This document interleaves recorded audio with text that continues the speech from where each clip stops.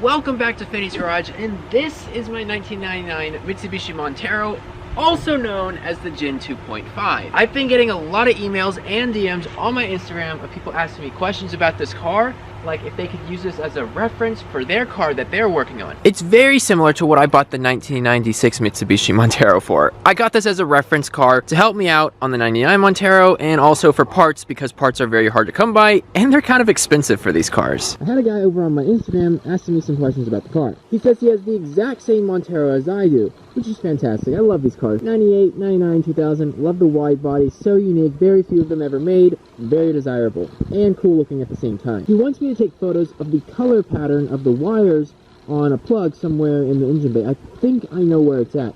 He sent me a photo from my video, I believe it's episode 14, as like a good photo to reference. So we're gonna pop the hood here, open the hood up, see what color order those are in, just grab a few photos for him, and then if you see anything in this video that you need reference for or any questions for, shoot me a DM or send me an email. It's up to you. So I believe where he was asking for is, I think it's this cable here. It's either this one or it's that one. Let me pull up my phone really quickly, see the screenshot he sent me. So it looks like it's going to be the connector that has the kind of faded yellow.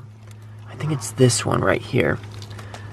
So this is the connector that he needs. I don't even know what this goes to.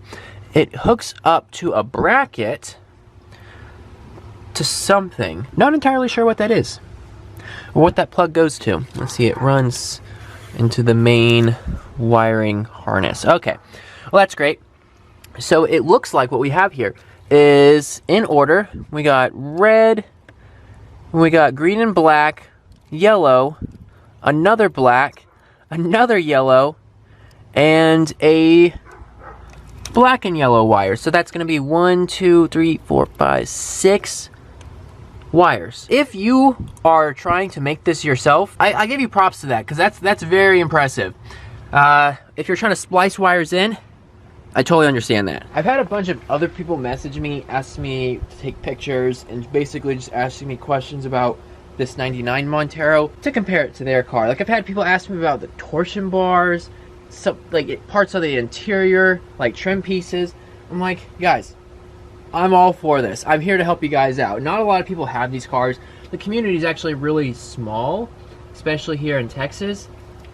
So it's always great to find people who are willing to help you out, and I'm all for it. We're supposed to help people out in this community. We may be small, but we are very friendly, very nice. I believe, let's see if I can get, oh man, I'm gonna have to replace all of these. This is, oh man, so crunchy. Oh, it sounds like leaves or like fresh snow. Oh, it sounds so bad. I'll have to replace all of these, like these hoses. I'm trying to get some good photos for this guy. 6 cables here. He's not the only one. I had a guy send me a DM on Instagram, a very peculiar request for my 96 Montero. His car, I think, has some rust on it, and he needed a part of the firewall. So I was like, okay, that's interesting, right? But he needed like a specific place on the firewall, and I believe it's just below the cowl tag here. He needed a hole cut out right here on the parts car, of course, and then he wanted me to ship it to him, but he never got back to me. So I don't know if he still needs it or not, but a very peculiar request. I'm actually really excited and kind of happy because I'm starting to make a lot of progress on the car. I would think that I would make a lot of progress in the summertime, but that's actually not the case. It's like 60 degrees now. We're coming into fall. I finally got the whole bottom portion sanded down. Got all that rust off. I know in probably my last video it looked really terrible. It was terrible. I sanded this down like a couple months ago, probably back in the summer, and I kind of got busy with other projects and it got really rusty looking. It was just surface rust, by the way, but I got it all sanded down again. So now what I'm gonna do is I'm gonna wash this whole side, because as you can see, we got all this, well, it was dusty at one point, all this paint dust here. So I'm gonna wash this all off with soap and water, Then we're gonna put some body filler right here, get that hole covered. I'm gonna prep this whole side of the car, prime it, paint it, clear it. Should prevent all this rust. Now I'm debating whether to put body filler on this at the same time that I do the fender, because if I'm gonna have the body filler out, I might as well just mix a portion of it and then do both at the same time. But I'm a little concerned because this is a big area to do a lot, like to work on, and then I have this fender here that's gonna take up probably from here to here to do. I'm afraid it's a little bit too much work, so I think what we're gonna do is just do the bottom portion here of the passenger side of the car, get that out of the way, get it bolted back on, paint it, everything, and then we'll work on the fender. To show you an example of how ugly the passenger side of the car used to look like, well, we'll take a look at the driver's side. I'm not very proud of it, but it's gonna get taken care of anyways. This is what it looks like. It really looks worse than it actually is. This is just surfaced rust and corrosion to the elements. I promise you, you sand it down, it looks pristine like at the other side of the car.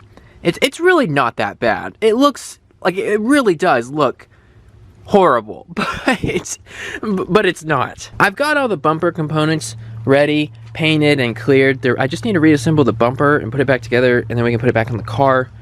I probably should prime and paint the frame here because it's kind of ugly looking, and we might be able to prevent a little bit of rust, make it look a little bit pretty. I'm really debating taking the wheels from the 96 Montero and swapping them with the 99 Montero. Now, I really love these wheels, like the spoke pattern is just beautiful to me.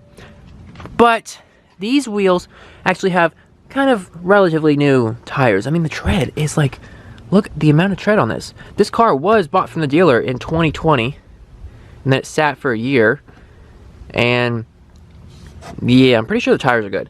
These tires, not much tread, and it's cracking. Also, the front driver wheel is flat, while these wheels are great. I still want to keep the wheels themselves, but I think for the time being, I might put this car on cinder blocks or bricks or jack stands or something, take these wheels off, put them on this car, or take both sets of wheels off, swap the tires from this wheel onto that wheel.